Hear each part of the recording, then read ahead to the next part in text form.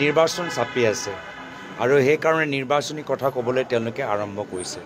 বিভিন্ন আইন তেওঁলোকৰ জনা সত্ত্বেও তেওঁলোকে অসাংবিধানিক আৰু আইনৰ বিৰুদ্ধে কথাবোৰ ক'বলৈ আৰম্ভ কৰিছে। ইলিগেল কাম কৰাৰ বাবে তেওঁলোকৰ কঠোৰভাৱে সমালোচনা কৰিছে।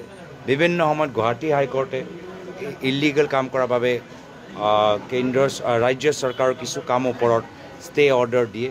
কিন্তু হ'বই যিসকলৰ ৰাজনৈতিক যাত্ৰা ইলিগেল কাম কৰিহে আৰম্ভ হৈছে, তেওঁলোকে ক্ষমতা পোৱাৰ পিছত প্ৰশাসনৰ পৰা ইলিগেল কামহে কৰাব। মই বাৰম্বাৰ কৈছোঁ, এইখন গৃহ বিভাগ ব্যৰ্থ।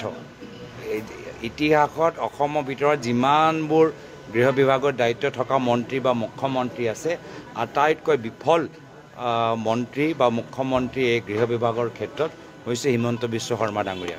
কেতিয়াবা ক'ব যে নাগৰিকসকলক নিজে নিৰাপত্তা দায়িত্ব ল'ব লাগিব, আৰ্মছ লাইচেন্স বিতৰণ কৰিবলৈ বিচাৰে। কেতিয়াবা ভুৱা এনকাউণ্টাৰ তেওঁক সমৰ্থন কৰে। তো আজিৰ তাৰিখত কেন্দ্ৰ চৰকাৰ তেওঁলোকৰ, ৰাজ্য চৰকাৰ তেওঁলোকৰ, ডাবল ইঞ্জিনৰ কথা কয়। এতিয়া বাংলাদেশৰ পৰা ক্ৰিমিনেল এলিমেণ্ট কেনেকৈ সোমাইছে, কিয় তেওঁলোকে ধৰিব নোৱাৰিলে, কিয় তেওঁলোকৰ ওচৰত ইণ্টেলিজেঞ্চ নাছিল।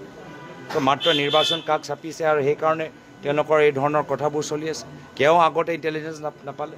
আজিতো টেকন'লজিৰ যুগ। কোনোবাই যদি অপৰাধ কৰিবলৈ বিচাৰে, হোৱাটছএপত চৰ্চা হয়। এইবোৰ চব কথা তেওঁলোকৰ ওচৰত কিয় নাই? টেকন'লজি কিয় নাই? টেকন'লজি এইবোৰ চব খালী আপোনালোকৰ সাংবাদিকসকলৰ হোৱাটছএপ চেট চাবলৈ আছে নেকি? মাত্ৰ কংগ্ৰেছে হোৱাটছএপত কি কথা পাতি আছে সেইকাৰণে নেকি? এইখিনি যে প্লেনিং কৰি আছে, এইখিনি মানুহক অপৰাধ কৰাৰ আগত কিয় ধৰিব পৰা নাই? বিফল কিয়? এইখিনি কথা তেওঁলোকৰ উত্তৰ দিয়াটো